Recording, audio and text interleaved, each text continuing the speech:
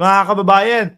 Kung ang isang senadora po pinaglalaruan nitong mga ito, sila Panelo, ang dating Pangulong Duterte, senadora na ho yan paano pa ho kaya tayo na simpleng mamamayang Pilipino? Duterte as a lawyer.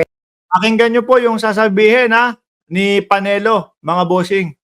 Kasi, lahat po ng sinabi ng dating Pangulong Duterte doon, talagang wala sablay Ano po, madidiin po. Pati si Bato, na ituro na kasama sa death squad.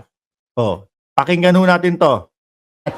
Former President Duterte's statements on record during the hearing can be used against him. And former President Duterte as a lawyer is saying that these won't be admissible in court. What is your take on this exchange? That's the whole trouble with someone who is not a lawyer. She doesn't know anything about law. Aba, yan. She doesn't know anything about law. Meron naman pong yan. Kahit papaano naman merong mga abogado yan. Si Senator Risa Ontiveros Ultimo nga kami, simpleng mamamayan, naiintindihan namin kung paano i-interpret po yung mga sinasabi ng dating Pangulong Duterte. Yan pa kaya? No? At yung mga sinasabi niyo po dyan, ang pagkakaintindi namin, halos pare-parehos mga kababayan. Lalo na nung sinabi ng dating Pangulong Duterte, yung mga bossing, yung binubuyo namin, yung mga suspect para manlaban. Malinaw sa amin yun.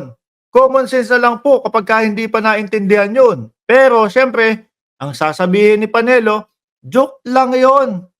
Kaya si Sir Rego, hindi mawawala sa isipan niya, dinodog show nitong mga ito, ang Senado. Kumbaga mga kababayan, hindi po nila nire-respeto ang Senado at Kongreso. Ito lang kami, simpleng mamamayan, pero di nyo kami mauuto. Correct. No? Sabi ni Shiro Kansaki, playing on words, mga DDS, tuloy. About crimes, about criminal responsibility. That's why the president was saying that cannot be done in court. You're going to transfer responsibility of another person to me. Yan po. Ganito ang explanation niyan, mga kababayan. Kasi yung sinasabi nila, na yung pulis na yun ang tumegi Yun yung pulis na yun ang pumatay Bakit ako ang mananagot? Bakit sa akin? Mga bossing, pinaliwanag na po yan ni Attorney Cristina Conti na, hindi ikaw yung mismong pumatay. Hindi ikaw yung mismong kumalabit nung gatilyo. Pero, ikaw yung nagplano, ikaw yung nagplot, kung ano yung mga gagawin, ibig sabihin, kasama ka. No? Ibig sabihin, hindi naman kakalabit ng gatilyo yun kung wala doon sa utos mo Hindi naman kakalabit ng gatilyo yun kung hindi dahil sa reward mo Di ba? Kung walang reward na 500,000 kung buhay at 2 million kung nanlaban. Kung walang ganon, malamang dinala lang yan sa presinto. Sino nagutos? Sino yung gumawa nung plot na yon? Dating Pangulong Duterte. Yun yung sinasabi nila. Kasi ang gustong palabasin po ng kampo nila, si Duterte ba kumalabit ng gatilyo? Hindi naman. Hindi mo pwede ipasa kay dating Pangulong Duterte yon. Di ho ba? Nandoon nga. Mastermind. Yung mga polisiya niya. Di ba? Hindi naman ganun ang magiging reaksyon ng mga kapulisan kung wala utos doon sa nakatataas. The court will never accept that. The only exception to that is when there is conspiracy. But you have to prove an independent evidence to link you to that crime. Ito naman si Lady said. Si Garma, sinasabi, Espenido, sinasabi na yan. Mismong sa salita po, mismong sa bibig mismo ni Bato at ni dating Pangulong Duterte nung panahon na nandoon po sila, nakaupo pa si dating Pangulong Duterte. Sinasabi, merong reward system na kanino nang galing? Sa dating presidente.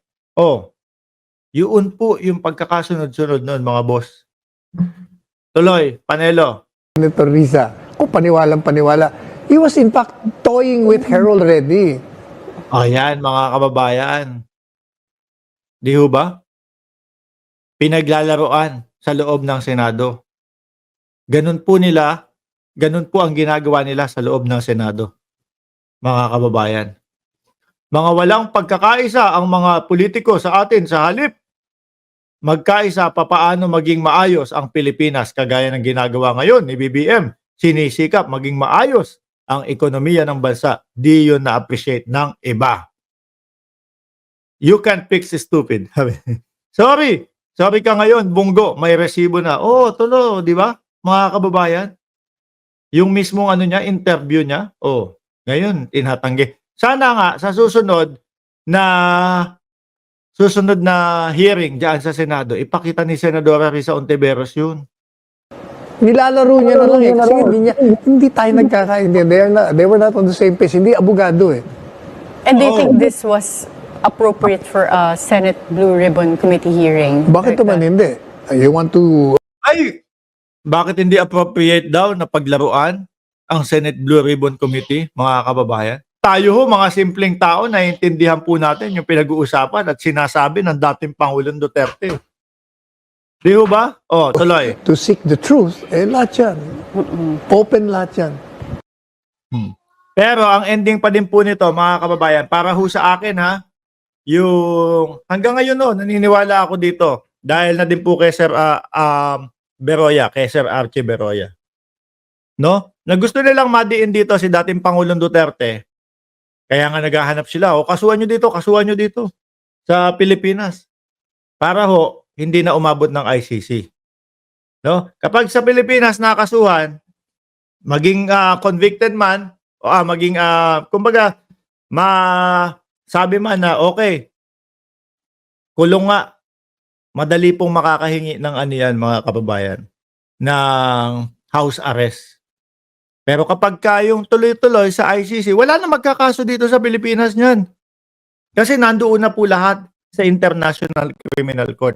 Pag doon po, mahirapan silang makahingi ng house arrest, no? Wala silang mga kapangyarihan, walang mga senador na magtatanggol. Kaya po ako naniniwala, mga boss, rekta po 'yan doon sa ICC, no? Paano po 'yan, mga boss Chief Amo Sir? 52 minutos na din po tayo magkakasama. Mamayang mamayang umaga ulit, naka-live tayo, mga bossing, okay? Huwag niyo pong kalimutan na mag-like, mag-subscribe, and mag-share sa ating live.